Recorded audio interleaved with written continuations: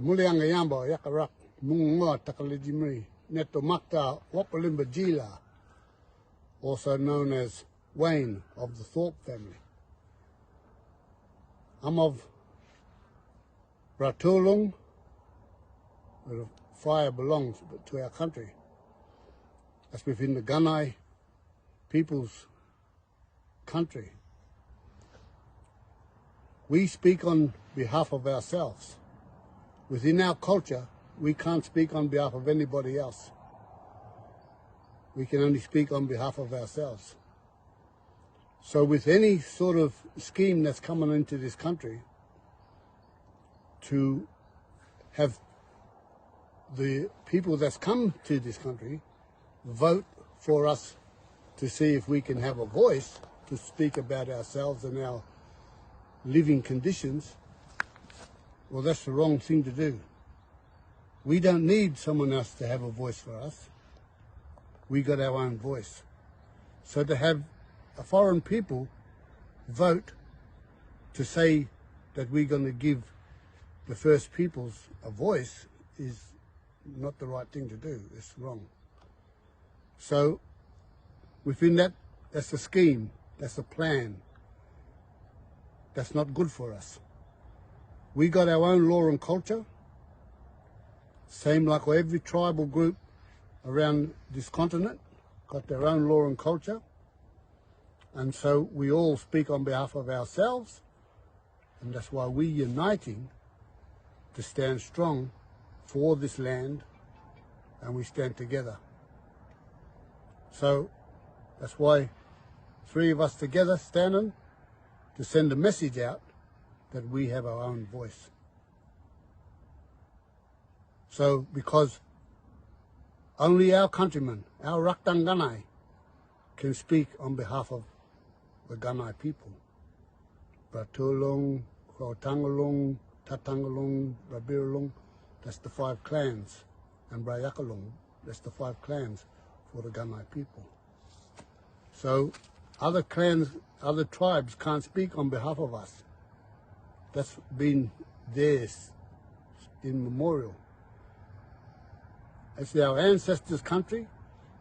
We descendants of our ancestors, so therefore we have bloodline to country. No one else can speak on our behalf. And we don't consent to anyone else speaking on our behalf. So we hold a lodial title to our country, bloodline back to country. I'll share some time for my brothers here. Can you go next to me? Explain their country and their situation. No, you're the host, so we're going to go before you. No, yeah. I'd like to thank Yulukai for bringing us down to these Aniuima. I say Aniuima in the tongue of the ancestors. Now, we're here now to bring this bloodline, families of the tribal back, of the old lady, old man. And with Bilby, us three, because we got that Bilby line. It runs through our blood. It runs through our Aniuima. We're here now to tell this mob from the Western world, or whoever needs to know, that please don't hate us because of what we hold. We hold it to give back to you people. It's called dignity and respect. But if you can't give us back, well, you know, we're going to have problems. But we want to end it now. We shouldn't have any problems anyway right now, you know. It's just a matter of going out and visiting your old people, your families, the bloodline mob, you know, the true Bilbies and the native cat.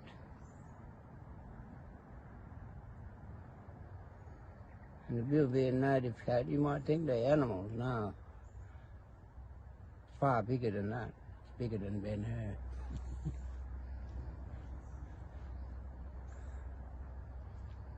And that's why we're doing this thing now, because we want to balance it up.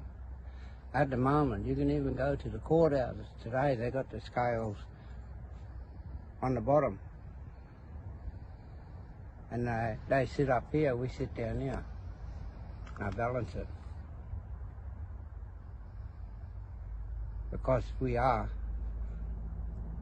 the balance of this planet, the scale of this planet, to balance everything back up how it should have been.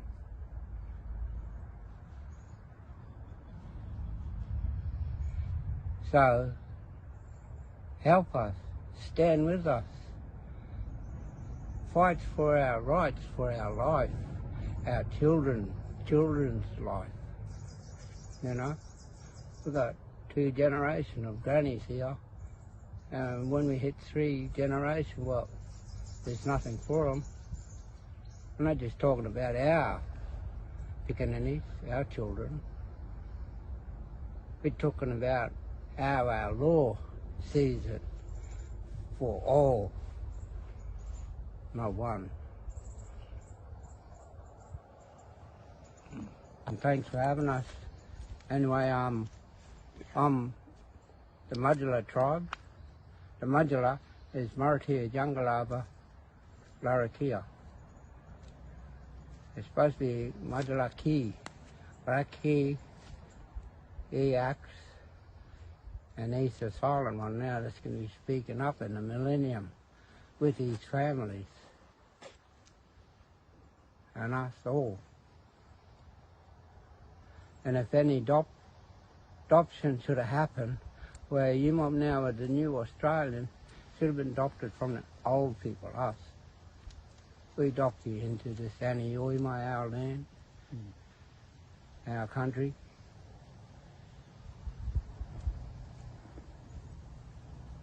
And that Maratia Jungalava, that's very big. That's like Mount Warning. You people like going on tourist thing, you just want to learn something real, go to Mount Warning. You see an old lady, figure of an old lady and her unborn baby and her husband lying up the other end. In between them is a croc skull. That's where we're speaking from. Wow. Thank you, Uncle. And I am Bilby Ulakai, the Yarra Yarra clan of the Wawarang tribe. That's the greater tribe of most of the Melbourne region coming up into the Yarra Valley. Now, coming to the voice, I don't think anyone needs to vote on anyone's behalf to have a voice. Even the new Australians shouldn't have that put upon them, let alone the oldest people on earth, to which all your genetics come from us. All your families of the earth, us. All the laws of the earth, us. Your land, us. Us. And you can't vote for that. Especially, you can't let a foreign entity control their narrative and feel that they're the only ones who can give you that voice. Because you own your voice. It's already yours to speak. Don't give your voice away. Don't give it to a foreign entity called the government. So, and like I said yesterday too, that there's a lot of new Australians who feel they don't have a voice. But we can help with that too. We can help all people here have a voice. But it's got to come under the correct law and the correct timing and all things correct. We're not going to go back and tell everyone to come out and get scarred up to go through initiation and get speared for playing up. But there's still laws from that way that's still here now that serves everybody. And so, vote maybe, I don't know, because don't go yes or no, because your vote, it doesn't count. Even your normal elections, your votes do not count. is that everyone's been fooled and tricked. And if you want to know how that works, reach out to us and we'll tell you how that works. So, for all the people out there watching, you are your own voice. And what we're doing is to make sure that all the countries on this continent, this big island, has the right and the freedom to voice their own opinions in their own country and have that protected and autonomous. It cannot be voted for or against, and cannot be gazetted, revoked. Anything, any terms that these controlling bodies use, because they don't matter to us anymore. The words don't matter to us anymore. What matters is you out there.